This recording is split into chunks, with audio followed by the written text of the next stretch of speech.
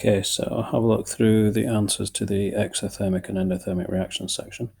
First of all, question 1 is asking us which of the following statements about exothermic and endothermic reactions is the correct one. So if we go through them in turn. First one saying, in an exothermic reaction, energy is transferred from the surroundings so that the temperature of the surroundings goes down. Now, obviously, we know that if the temperature is going down, that's an endothermic reaction. So obviously, it's not the first one in the first instance because it's the wrong type of reaction. So it's not that one. In the second one, it's asking us, in an endothermic reaction, energy is transferred from the surroundings so the temperature of the surroundings goes down. Now, that seems to make sense. It's coming from the surroundings, so the temperature of those surroundings will ultimately go down. So that one is potentially the correct answer. But just to check the third and fourth ones, in an exothermic reaction, energy is transferred from the surroundings, so the temperature of the surroundings goes up. Now, if the energy is being transferred from the surroundings are losing their energy, so their temperature would, as a result, go down. So that one can't be correct.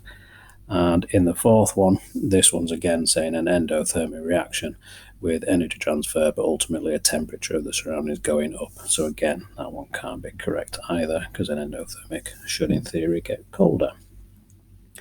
So question 2, this one's saying, during a reaction between the solutions of citric acid and sodium hydrogen carbonate, the temperature of a reaction mixture falls from 18 degrees to 4.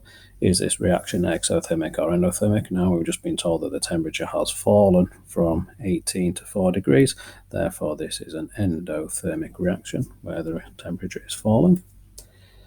A resultant energy profile diagram then for an endothermic reaction. We've got to complete this reaction profile to show how the energy changes as the reactants form the products. Now, obviously, the energy starts on the reactants and goes upwards.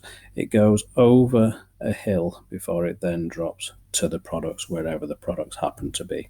So there has to be this initial hill to go over before you then decrease down to the products. In this situation, then, we've got the overall energy change. The overall energy change is a difference between the reactant energy and the product energy here. So this is going to be delta A in this instance. And because the products are higher than the reactants in energy, this is an endothermic process. With this one, then, the energy is being transferred from somewhere in this type of reaction, and this energy is transferred from the surroundings. So the reaction itself is absorbing the energy from the surroundings in order to allow the products to go to a higher energy situation. So the energy comes from the surroundings. Now, in terms of where this energy comes from, it comes from the immediate surroundings of the reaction. But what happens to the total amount of energy in the universe after the reaction? Now, this stays the same. We don't change the ultimate energy of the universe. All we do is change that energy from one form into another. We don't actually change the energy of the universe. A Bunsen burner might change the temperature of a room. An ice pack might change the temperature of an injury or the bag it's in, but ultimately it's not going to make much difference to the universe itself.